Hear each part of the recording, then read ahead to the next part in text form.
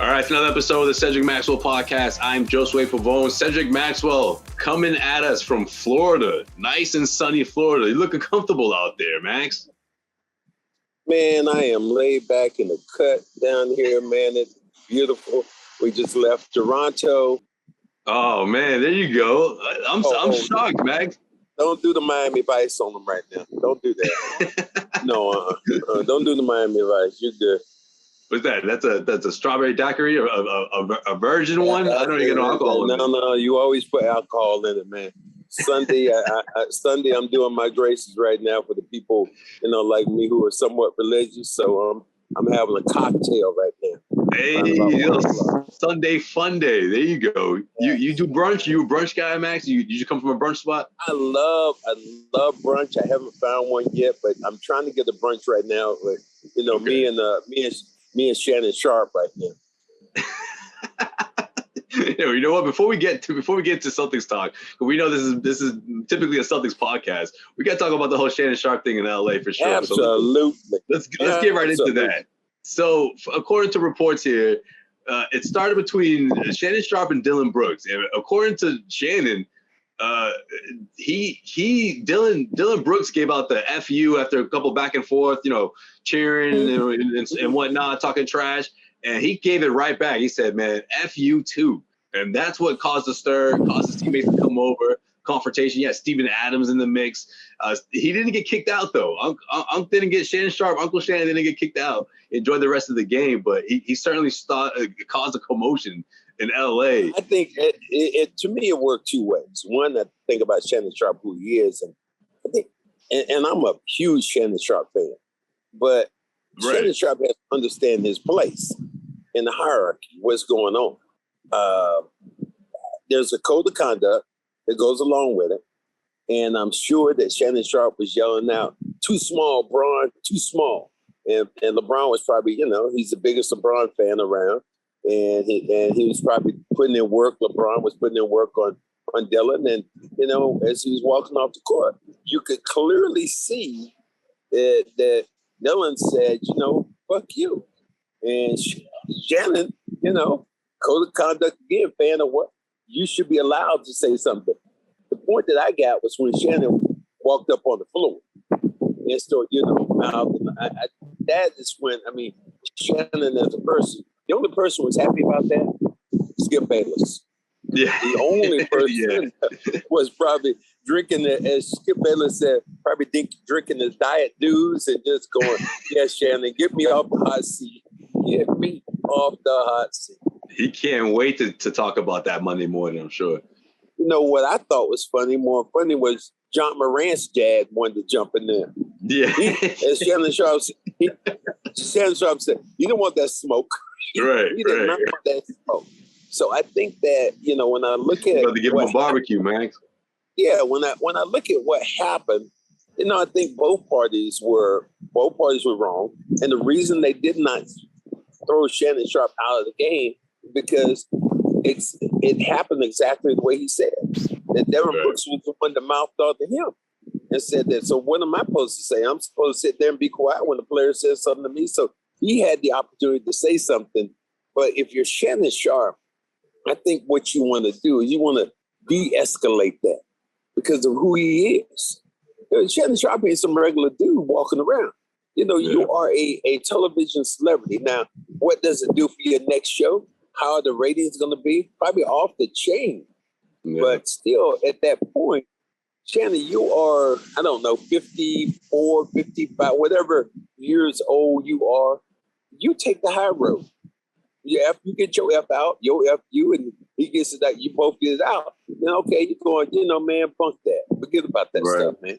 And, let me sit here and play the game. And let me sit here and watch the game. And don't let me be part of the game. Because he became part of the game. Yeah. And to me, that's when I think he crossed the line. You think he crossed the line? Yeah, stepping onto the court was probably him crossing the line. But I don't think he anticipated that much of a commotion. You got to have to team away. If anybody, you're in the Garden all the time. If you let one fan step out there on the court, what's going to happen? Oh yeah, that's true. But look, my point is, unless if it's a regular fan, Max, he's not going to get. Dillon Brooks not going to get so mad. Unless you are the owner of the team. No, we've seen this happen when players have gotten mad. We saw Kevin Durant do it when he was in Brooklyn. And when one of his fans said to him, Kevin, you got to take over this game. And Kevin Durant turned to me and said, you need to shut up and sit down. So that was his. The rest of the team didn't come over like, whoa, wait a minute, back up. Like, that was his fan. Because it was Shannon. That fan just sat down and was quiet. But when you have a guy who's on the front row and he's mouthing back and forth, a team is going to come to their teammates' rescue. I don't have a problem with that. I just don't understand why Dillon Brooks would get so upset that the game has to stop because someone said when he was the one that took it to another level, he escalated it by telling him F you or whatever. I don't know. If he wanted Shannon Sharpe out, he could have said he said something and got him tossed out the game. But when he's mouthing and you can see him clearly walk off the floor with F you, then it gave Shannon Sharpe opportunity to go back and voice his opinion. Oh, if it was the other way around, this is for you. A little sit break for me. If it was the other way around and somehow it was someone saying things derogatory towards LeBron, oh, he's tossed. Like that would have been that would have happened immediately. Like Well, okay, if you say that, then, if it was Skip Bayless out there and LeBron, he was talking. Let me ask you this question since you said that derogatory about somebody. You and I were in the garden, and the entire garden was chanting, "You, Kyrie." Well, what you gonna throw everybody out? Exactly. What you ignored it.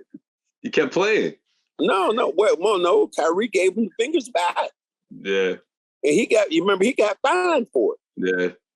He got fined for that. That's true. Yeah. So, I mean, you're talking about players are going to react and their teammates are going to try to be protective. But I just think that Shannon Sharpe, to me, and I'm a big fan, huge fan, but at that point, I think you stepped over the line when you got on the floor and you became a part of the game. Yeah. You know, you don't need to be a part of the game. If you're a fan, you think about him as a football player. That's the difference between NBA basketball. NBA basketball fans are right there on top of you. Football, people are still in the stands. Right. So it's a different game. That's what makes it the greatest game, because fans can be so close to their favorite players that they can reach out and literally touch them or say you. Right. It's not the same for any other sport, really, too. That's true. Yeah. Only sport you can think about fans are kind of that close. For a while, that was tennis, and tennis is supposed to be a gentleman's game, or a civilized game. Whereas basketball has a tendency, everybody gets a little revved up. Yeah, that's true. I'm not buying that. I'm not letting Shannon off. I'm not letting you off by saying, "Oh, well, what's wrong with them going back and forth?" And no.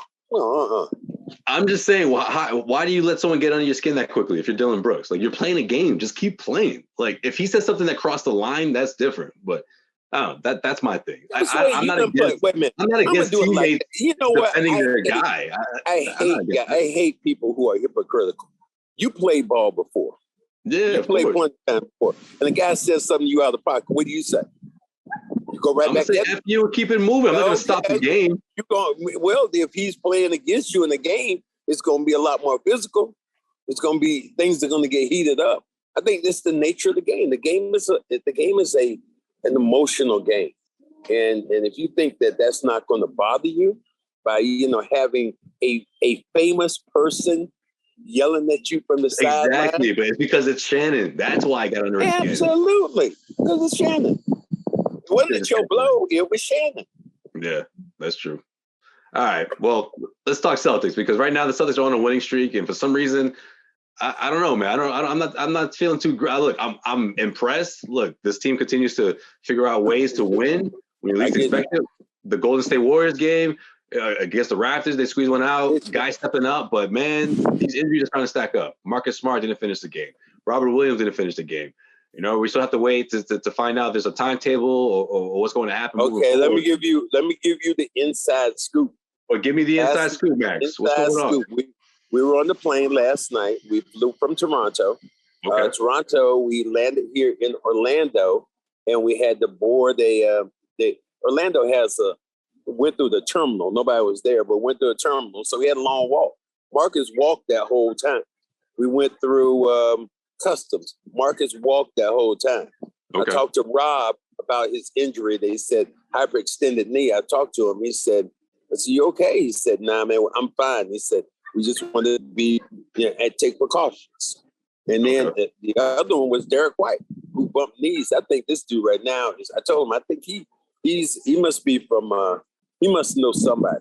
Because I thought when he was in Charlotte, when Marcus hit him in the head, I thought, with going by accidentally, to make sure I say it that way, hit him in the head, I thought he was concussed and he wasn't going to play the next game. Against Toronto, he bumped knees, and I thought he had, really did some real bone damage.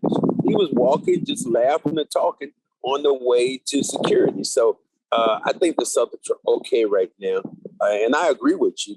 Yeah, especially the Golden State game, I mean, Jaylen Brown didn't have it throughout. I credit him for hitting the big one, hitting the shot that forced into overtime, but they should have won that game, right? Let's call it what it was, right? I mean, let me tell you this, Max. If the Warriors end up winning that game, we wouldn't be talking about obviously the big three from Jaylen that forced overtime. We would be talking about that turnover that Tatum made when he tried to pass off the ball, when he had Steph Curry on him one-on-one. He tried to pass off the ball, and it was a turnover. Luckily, they had another opportunity to tie the game, which turned into the Jaylen Brown three-point shot. But I was really surprised by that. And overall, Tatum didn't have a great game. I love this. I understand where you're at, but I hear all these ifs. If this hadn't happened, if that hadn't happened. I give him credit for winning it. I do. Let's go with what actually happened. Okay, let's find out what happened. Stepped up. He needed a moment like that. So they won the game, but I am just like you that there's not a comfort level where they're dominating games, and because of that, I think you and I were on the same page. So you have two tough games, one on a back-to-back scenario, and another one where Orlando is playing home. So I'm very curious to see how they play these two games, considering that those games that you have next week are against the New York Knicks, and then Lord knows what are we gonna do on Saturday? Should I get a cigar ready? your favorite team's coming to town. James Worthy, we about to spank your ass, okay? We're about to spank your ass in Boston. You're gonna give them the silent treatment and wait till after the game, or what are you gonna start? No, what are you trying to do? That's not how I operate. You know me. I chirp before a game. That's what winners do. You talk about it and then you be about it later on. People who were able to talk about it after people can talk about it after the game. What do you tell me? The results are already there. Tell me before the game what's going to happen. Right. So James Worthy, as you like to say, we about that spank that ass next week. It's gonna be a good game. No, there's gonna be a blowout. What? You call it a blowout? I don't know what's gonna happen if the Celtics are a healthy team playing at home. Look who's using the if now. This game should be a dominant game. It's a big if. It should be a dominant game. Celtics should dominate. Talking about people being healthy. Are you telling me that Street Clothes, is he gonna be playing? Do you know if he's gonna be playing? No, I don't think Anthony Davis. We don't know, so we have to say who is going to play. If the Celtics right now have their collection of players. All right, well, let me ask you this then. They're the most dominant. They're much more dominant than the Lakers. So I'm gonna ask you this then. So you buying that performance from Grant Williams against the Raptors, right? The career high 24 points on that. Okay, so okay. Guys like that, Peyton Pritchard gonna step up here. Grant has been good. Grant has had a really good year. Sometimes he doesn't shoot enough for me, but I think he's been very, very good. And you watch the way Grant has played. So I don't think that, that was a surprise. If anything was a surprise, it was more a surprise about Pritchard. But I was so happy for him because when you get an opportunity to shine, and a guy like that, and you will hear Jaylen, and you will hear you'll hear Jaylen Brown, and you'll hear also Tatum talk about just how dogged and how determined Pritchard is as a player. So they all like him. They all like his attitude. For him to play that well on the big stage and win a basketball game was huge. Matter of fact, I asked him after the game.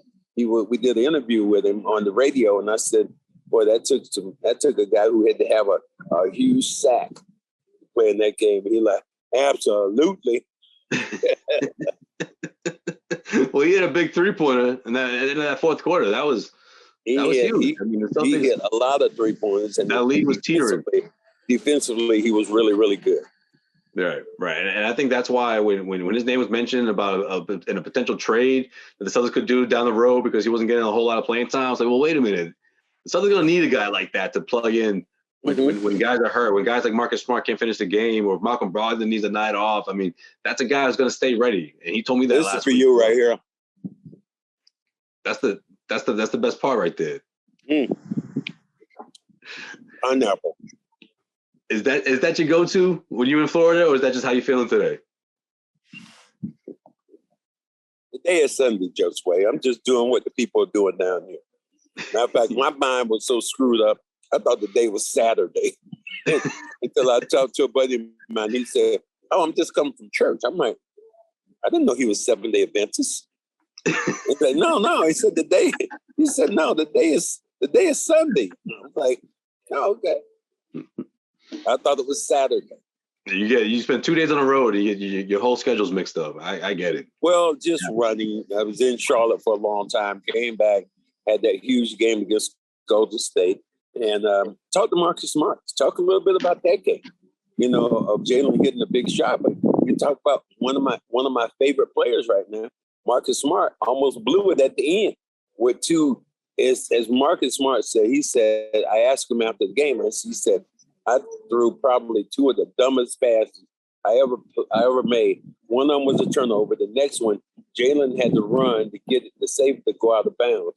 So, it's just a little shaky. Yeah, those are the type of situations where you like the result because the way the Celtics they were able to crawl out of it, and obviously they had the confidence to hit the big shots when it mattered. But it's like, man, you put yourself in a tough situation there. But they battled through. Joe Mazzulla said, he asked a rhetorical question. He was like, is there such thing as a bad win? And it's like, yeah, there is. I would say that. There are bad wins. There are not great wins. Because you look at somebody and say, maybe ugly is the better word. But ugly could be ugly, bad, same thing. Because nothing about it is really bad. Because if you say, I see it, you see a girl and you say she's bad, and then you say this is ugly. Essentially it's the same thing. Yeah, that's true. This girl walking around my podcast with a bikini on. I thought you just lost your drink. That's why I thought it flew away the way your neck just turned. Walk by with her bikini on. Okay. Yeah, so I figured someone grabbed Max's neck. Jeez. Wow. So what about the makeup of this roster? Because it's trading season. The deadline's around the corner. So they need to make an addition. What do you think is what do you think they should do? What do you think Brad Stevens has in store? I'm like you. I would like to make. I think that they need to make the move. And what I keep hearing, would you do this? Would you get Kyle Kuzma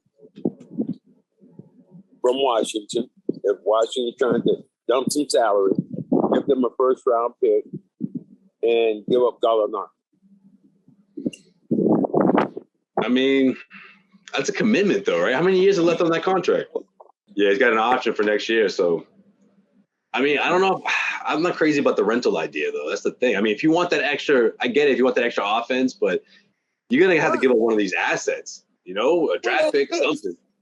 What assets? You give them up a first-round pick. What's that going to do? Would you check? You don't have a lot of those right now, Max. Celtics don't have a lot of those.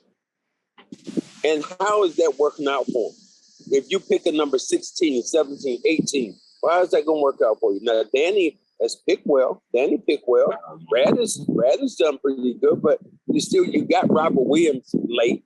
You got Rondo. I'd rather see them try to make a deal with Phoenix. So try to get in try to get the Jay Crowder move going. I like Jay. for this team. I like Jay Crowder. But Kuzma's not bad. I mean, that's not a bad. That wouldn't be a bad weapon. Here's the thing about Jay Crowder wants to start though. That's the problem he was having in Phoenix. I hope not on this team. I hope we don't have the same issue with the Celtics. Well, there's the issue. Yeah, that's true. So I don't know. I mean, yeah, you look at the rentals, and if you give me, I think I would rather have the more explosive younger player as a rental during that time that could come in. And on top of that, man, what a I guess a knife in the eye of the Lakers if Kyle Kuzma came here and won the championship. See him in green. That was thing. One of the role players you could have right now in that team. But you picked Westbrook. You went with Westbrook instead. Yeah, that's just crazy. All right, finally, before we wrap up this episode of the Cedric Maxwell podcast, man, we got to bring up the death of Chris Ford, who passed earlier this week. Suffered a heart attack earlier this month. Family released a statement. Max, you were his teammate. You guys won a championship together. You guys spent a lot of time together. Friend of yours. Just some thoughts, some words about Chris Ford. One of the best. And people talk about how you played. He was a good player. He was a solid player, but he was a much better person.